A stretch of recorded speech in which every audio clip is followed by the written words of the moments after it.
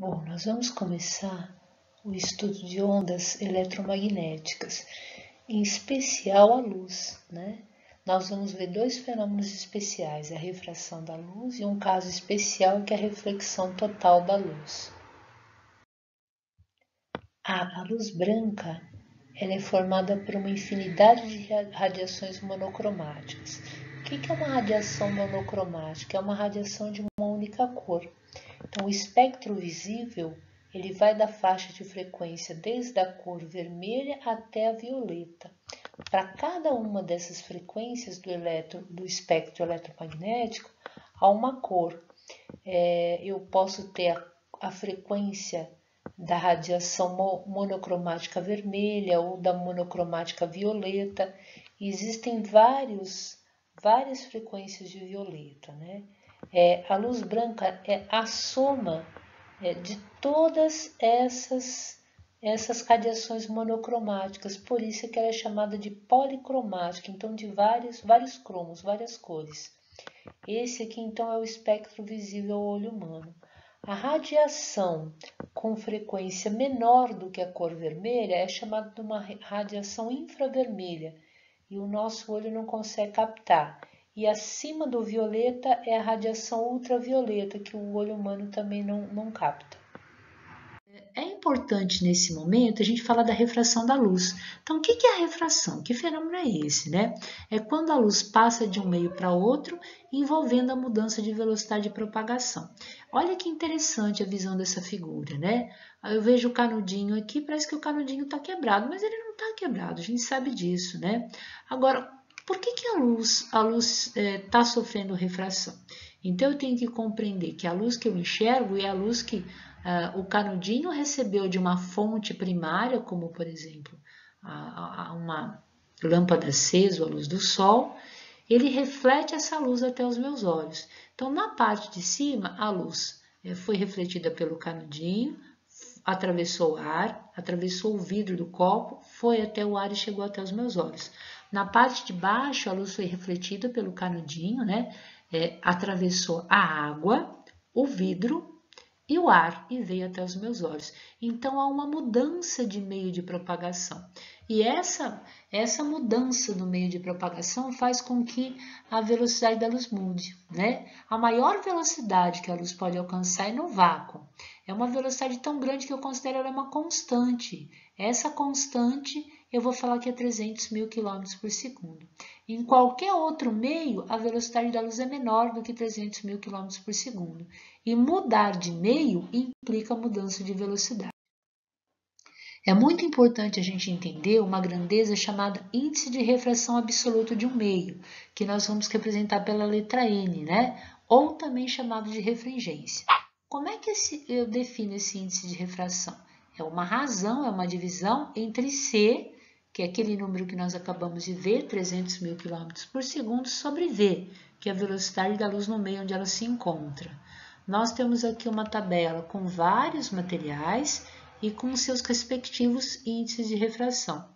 No caso do ar, o índice de refração da luz ao atravessar o ar é aproximadamente 1, né? Porque a velocidade com que a luz caminha no ar é próxima de 300 mil km por segundo. Então, 300 mil km por segundo dividido por 300 mil km por segundo, isso é igual a 1, né?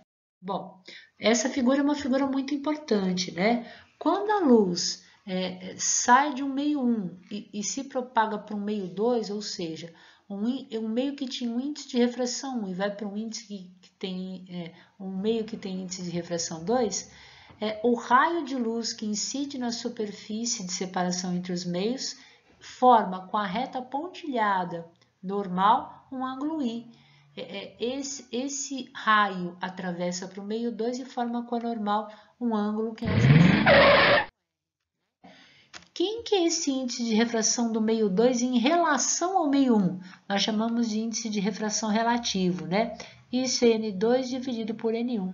Como N2 é C sobre V2 e N1 é C sobre V1, ao dividir fração sobre fração, nós vamos encontrar V1 sobre V2, né? É importante perceber que o índice de refração é inversamente proporcional à velocidade. Então, aonde o N é maior, a velocidade é menor. N e V são inversamente proporcionais. Essa figura agora é uma figura muito importante, né? Nós temos aqui o meio 1, podemos imaginar que é o ar, e nós temos o meio 2, que podemos imaginar que é a água, né? Temos um raio de luz que está incidindo na superfície que separa o ar da água. Esse raio nós vamos chamar de raio incidente, e ele incide com uma velocidade V1. Bem no ponto de incidência, nós traçamos uma reta chamada reta normal. Essa reta normal forma com o ângulo de incidência um ângulo I1, né?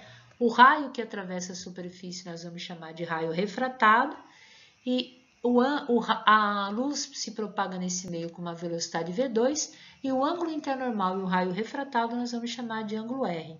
Se eu tenho um raio de luz que se propaga em cima dessa reta pontilhada normal, ou seja, o ângulo de incidência é zero, a luz se propaga para o meio 2 com o mesmo ângulo, né? Se I é igual a zero, R é igual a zero, aqui ela não muda de direção.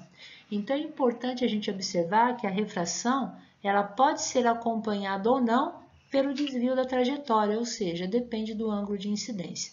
Se o ângulo de incidência for 0 graus com a normal, não há mudança nem desvio da trajetória, né? Não há mudança da direção do raio, mas há mudança de velocidade. Se não for, ele muda a direção, né? Primeira lei da refração. O raio de luz incidente, essa reta pontilhada normal e o raio refratado pertencem ao mesmo plano, são coplanares. No caso, eles pertencem a esse plano vertical que nós estamos chamando de alfa, né?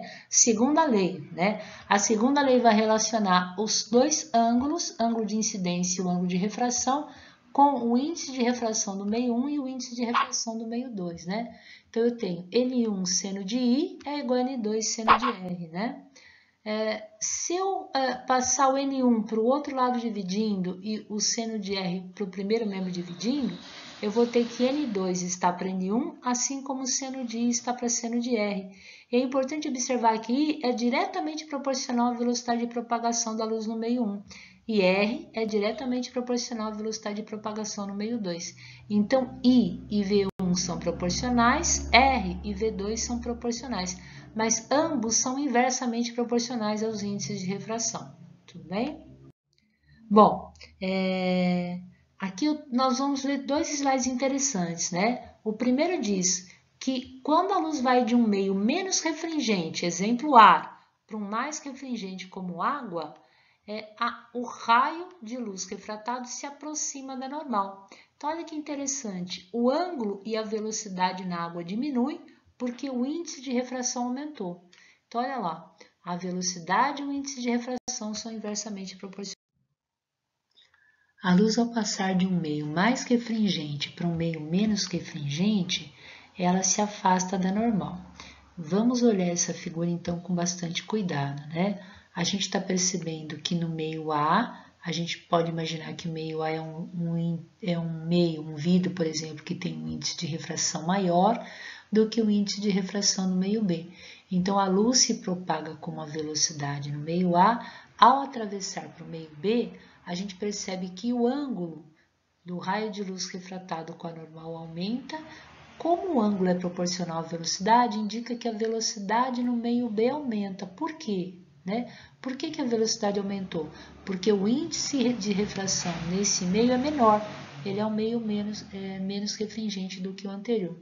Então, a velocidade e o ângulo aumentaram porque o índice de refração diminuiu. Bom, consequências da lei de Snell-Descartes, né? Se o ângulo I é igual ao ângulo R, o raio de luz não sofre mudança de direção, porque na lei anterior, seno de I é igual a zero, seno de zero é zero, então o outro ângulo tem que ser 0 graus também, né? A gente tem agora uma imagem muito bonita, a imagem da refração atmosférica. A gente imagina a luz que caminha de uma estrela do ponto P, essa luz caminha em linha reta no espaço, o espaço é um meio homogêneo. Ao chegar na atmosfera terrestre, a atmosfera aqui tem camadas diferentes de concentração de material.